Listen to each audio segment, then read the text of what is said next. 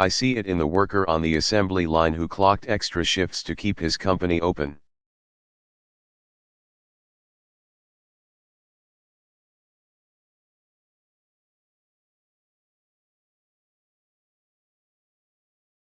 And the boss who pays him higher wages instead of laying him off.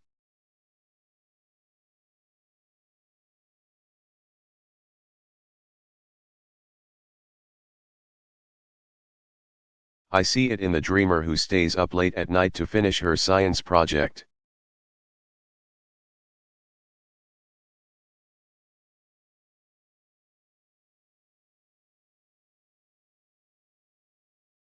And the teacher who comes in early, maybe with some extra supplies that she bought.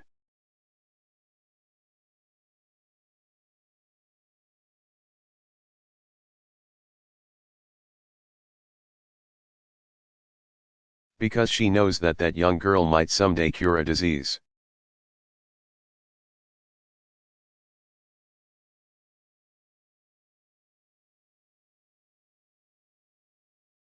I see it in the American who served his time.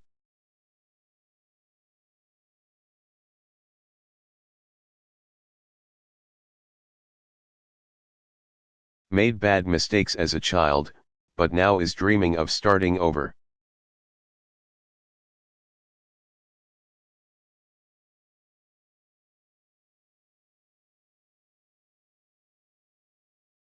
And I see it in the business owner who gives him that second chance.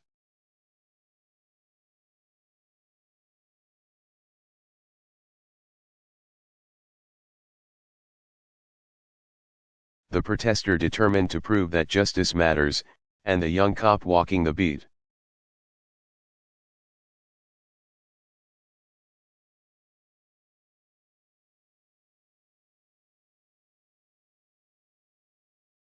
Treating everybody with respect, doing the brave, quiet work of keeping us safe.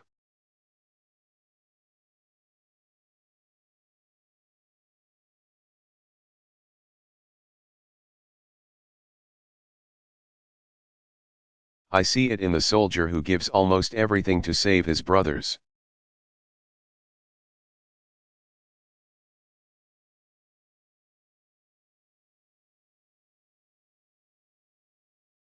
The nurse who tends to him until he can run a marathon, the community that lines up to cheer him on.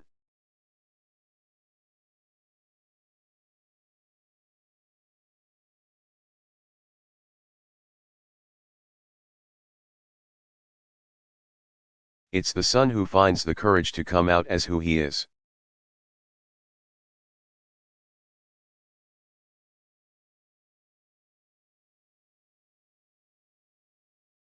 And the father whose love for that son overrides everything he's been taught.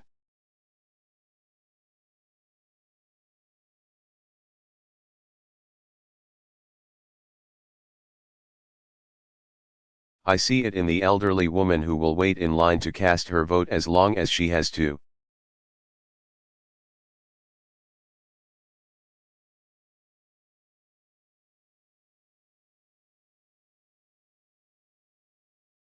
The new citizen who casts his vote for the first time, the volunteers at the polls who believe every vote should count.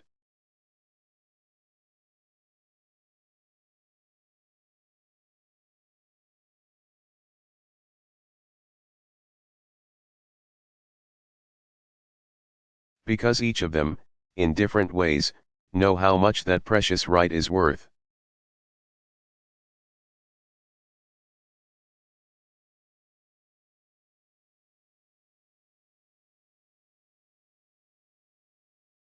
That's the America I know.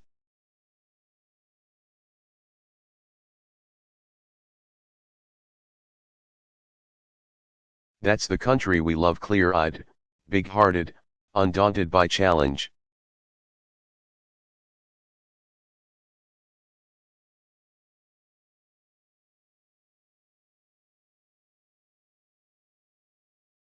Optimistic that unarmed truth and unconditional love will have the final word.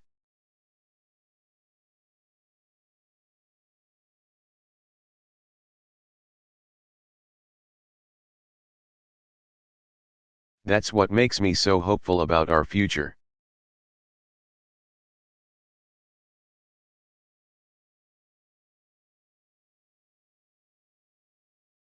I believe in change because I believe in you, the American people.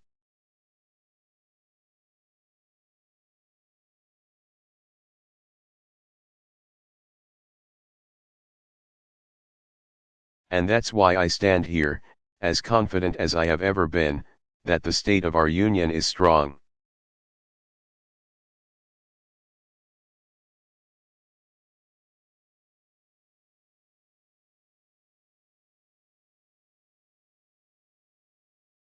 Thank you.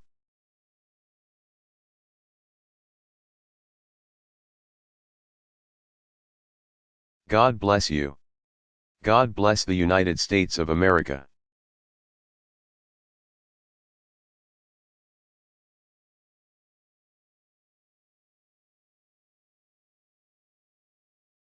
One Abraham Lincoln, 1862 Message to Congress.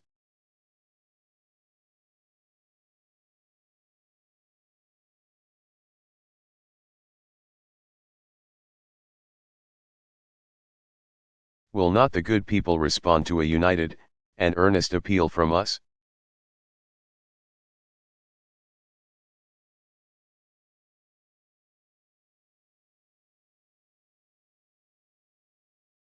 Can we, can they, by any other means, so certainly, or so speedily?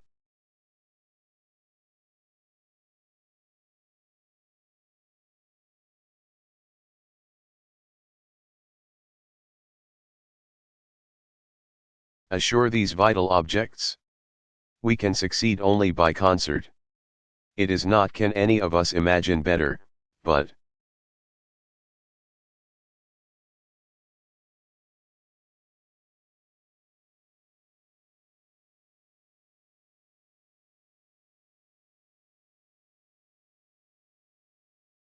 can we all do better? The dogmas of the quiet past are inadequate to the stormy present.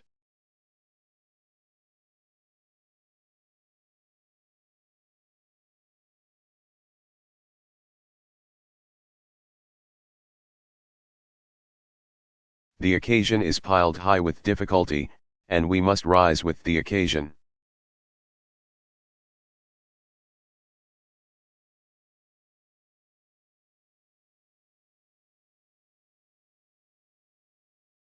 As our case is new, so we must think anew, and act anew.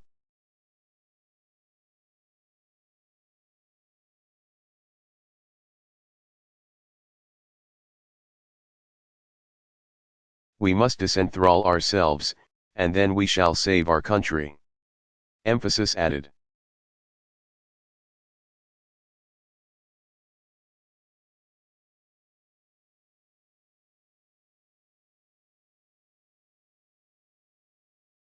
Two could have been expressed in an anti-metaboly.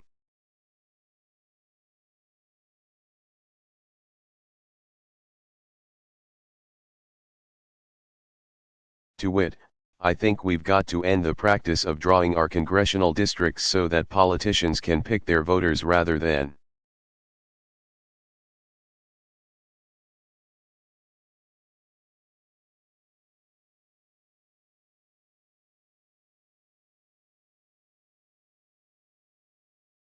as it should be in a great and just democracy, voters picking their politicians.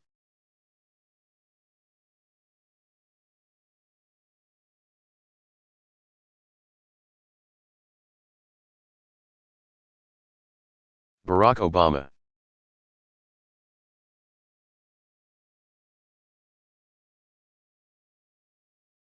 Speech proposing financial crisis responsibility fee.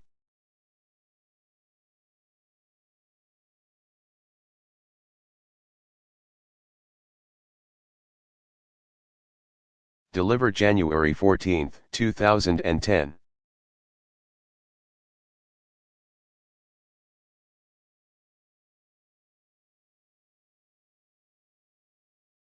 Thank you, everybody, for being here.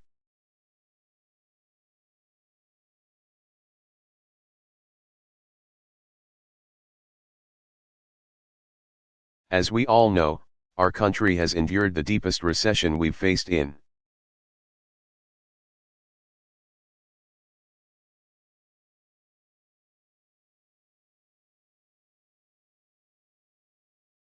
generations.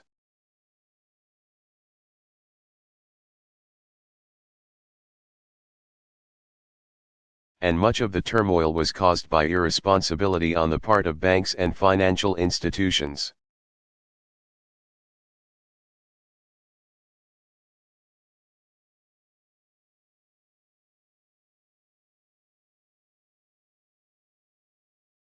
Firms took reckless risks in pursuit of short-term profits and soaring bonuses.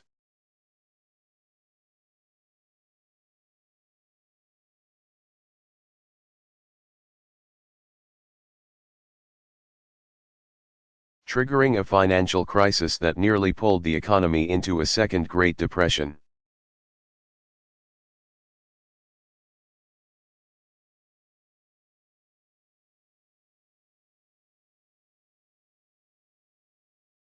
It was little more than a year ago that we stood on that precipice.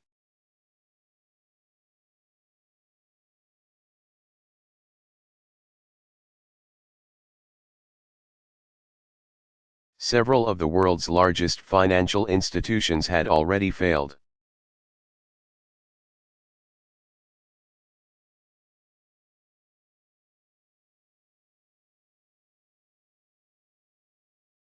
Credit markets froze and banks refused to lend.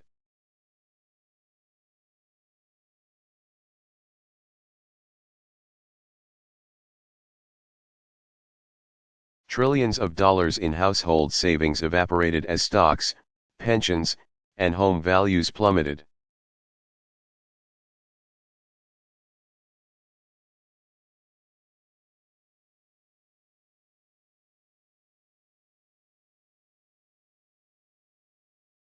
And we were losing hundreds of thousands of jobs each month.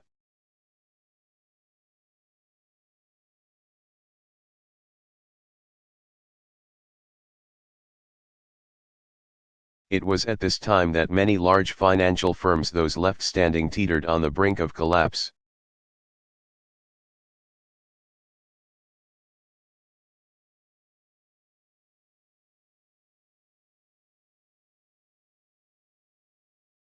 Overwhelmed by the consequences of their irresponsible decisions.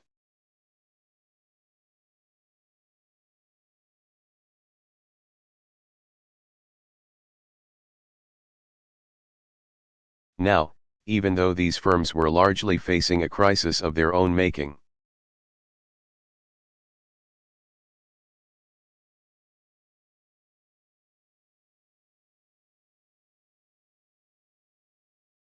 their failure could have led to an even greater calamity for the country.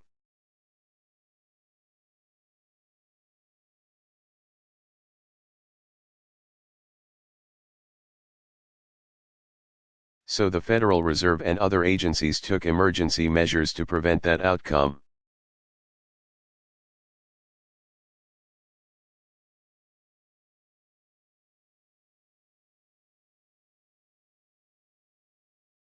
And the previous administration started a program, the Troubled Asset Relief Program.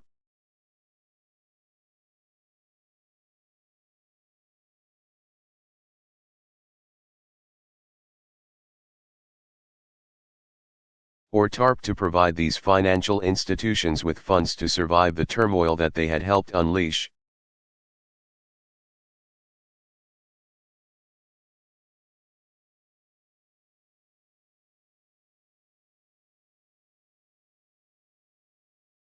It was a distasteful but necessary thing to do.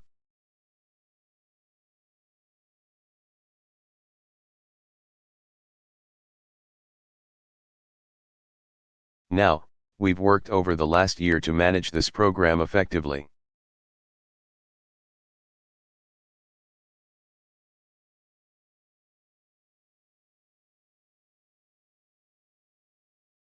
To hold firms accountable, and to recoup as much tax money as possible.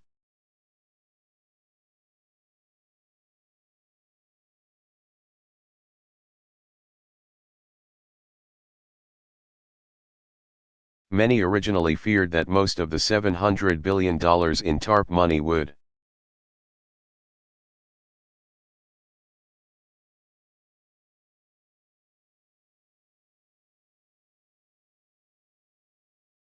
be lost. But because of the management of this program by Secretary Gaithner and my economic team,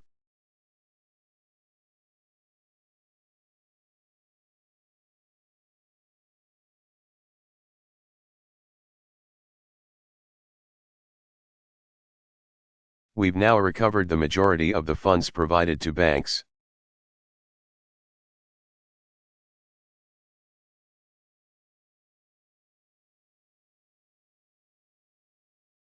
As far as I'm concerned, however, that's not good enough.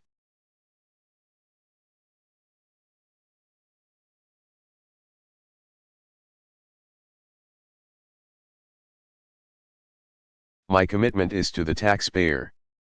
My commitment is to recover every single dime the American people are owed.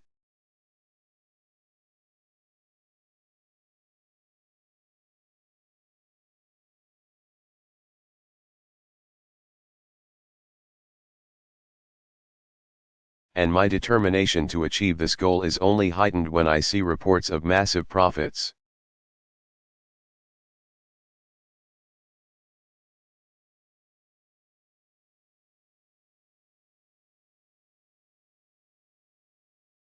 And obscene bonuses at some of the very firms who owe their continued existence to the American people.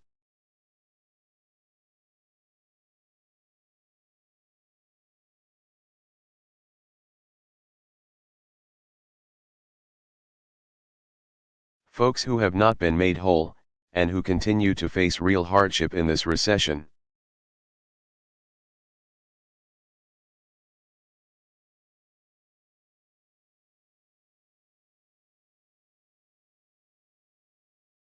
We want our money back.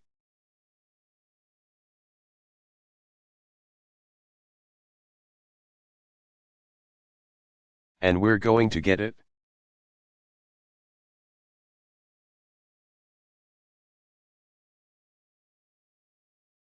And that's why I'm proposing a financial crisis responsibility fee to be imposed on major financial firms.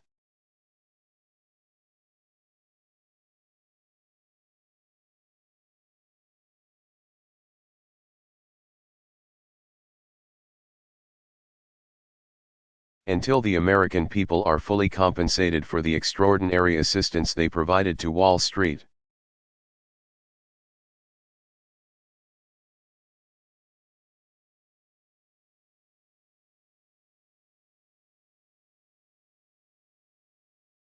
If these companies are in good enough shape to afford massive bonuses,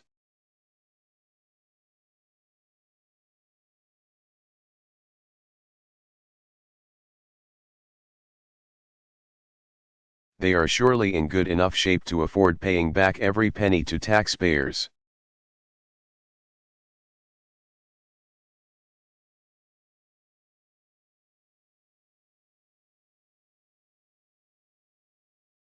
Now, our estimate is that the TARP program will end up costing taxpayers around $117 billion.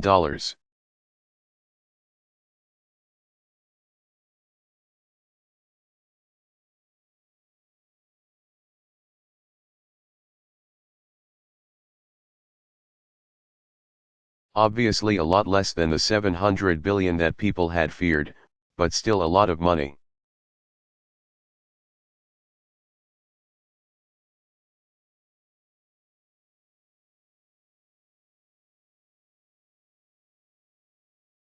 The fee will be in place for 10 years.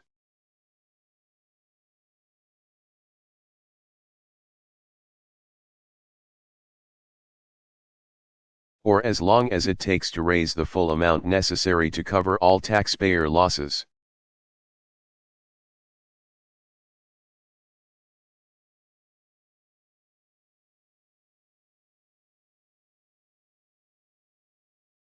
This will not be a cost borne by community banks or small financial firms.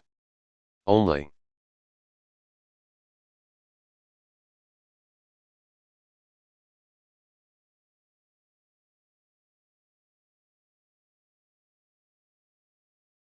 The largest firms with more than $50 billion in assets will be affected.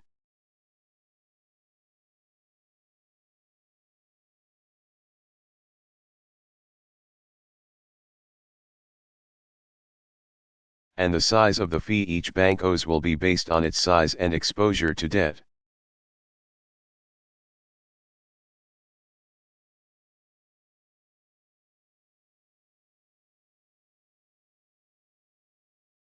So that we are recovering tax dollars while promoting reform of the banking practices that contributed to this crisis.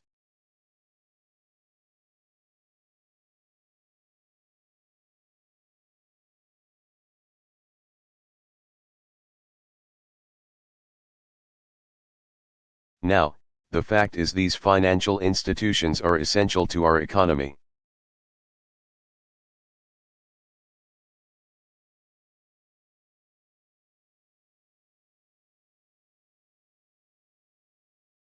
They provide capital and credit to families purchasing homes.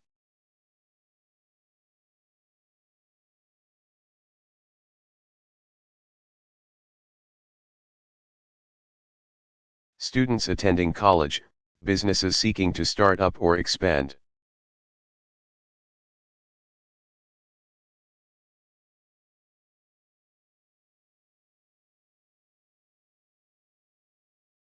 And that's why the rescue program was as necessary as it was unfortunate.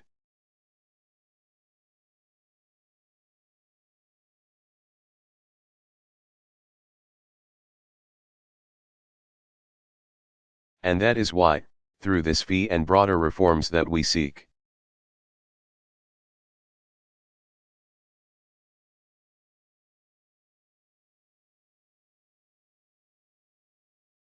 our goal is not to punish Wall Street firms, but rather to prevent the abuse and excess that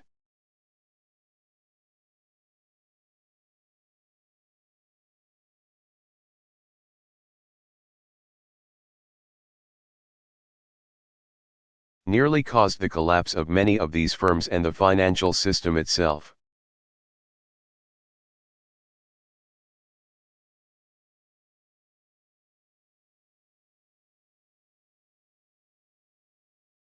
We cannot go back to business as usual.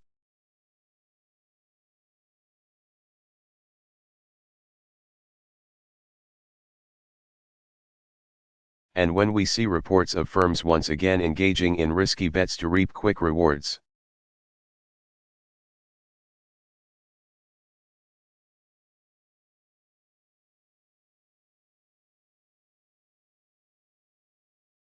when we see a return to compensation practices that seem not to reflect what the country has been through,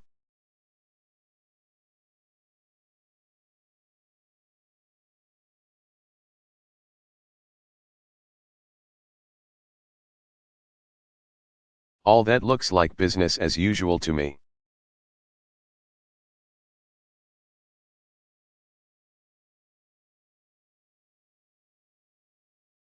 The financial industry has even launched a massive lobbying campaign.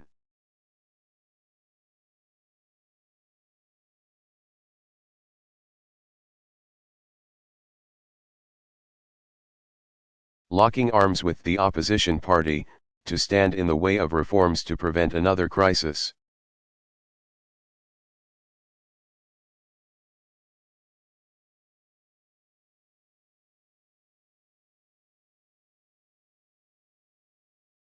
That, too, unfortunately, is business as usual.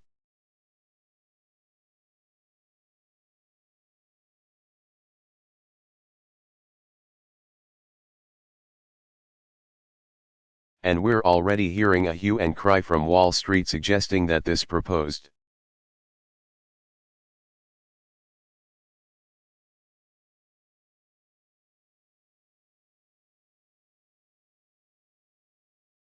fee is not only unwelcome but unfair, that by some twisted logic it is more appropriate.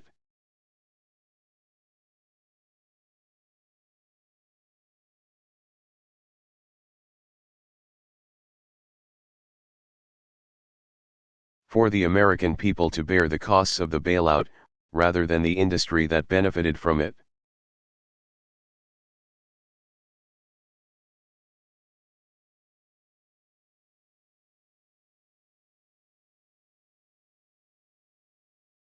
even though these executives are out there giving themselves huge bonuses.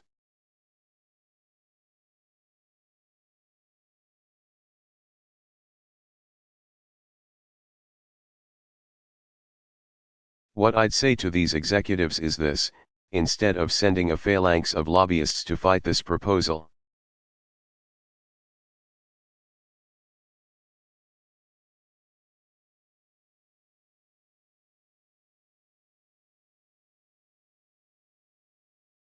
or employing an army of lawyers and accountants to help evade the fee,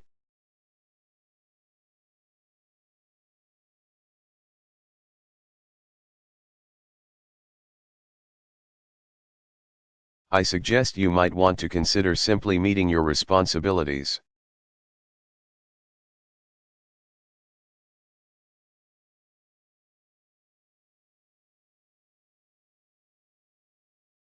And I'd urge you to cover the costs of the rescue not by sticking it to your shareholders or your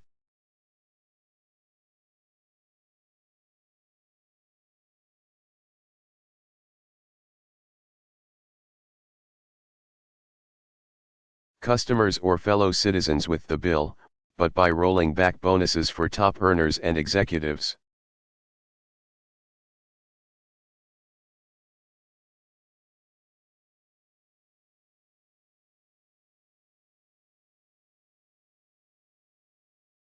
And more broadly, I am continuing to call on these firms to put greater effort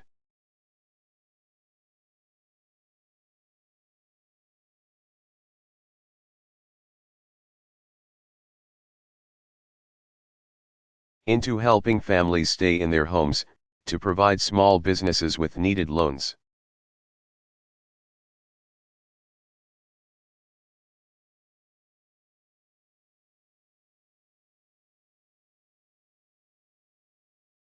And to embrace rather than fight serious financial reform.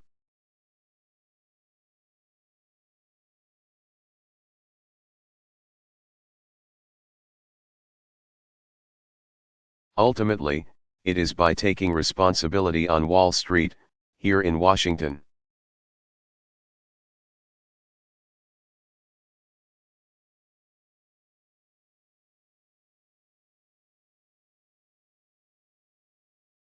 All the way to Main Street that we're going to move past this period of turmoil.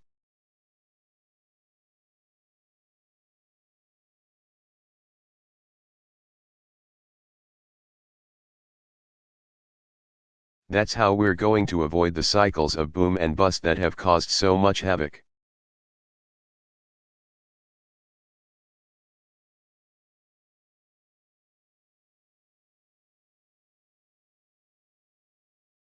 That's how we're going to promote vibrant markets that reward innovation and entrepreneurship and hard work.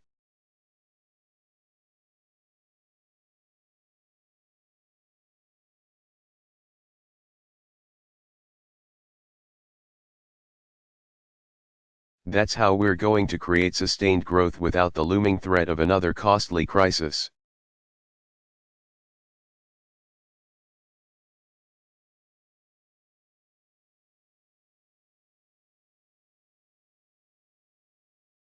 That's not only in the best interests of the economy as a whole.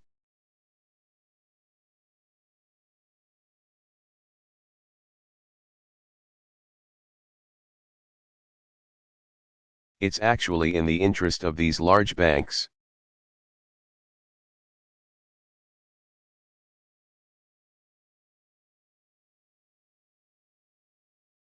So, I'm going to be working closely with Congress on this proposal.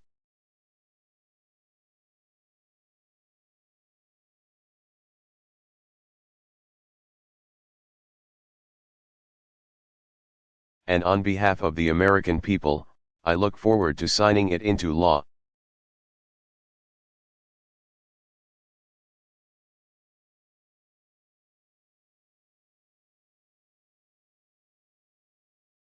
Thank you very much.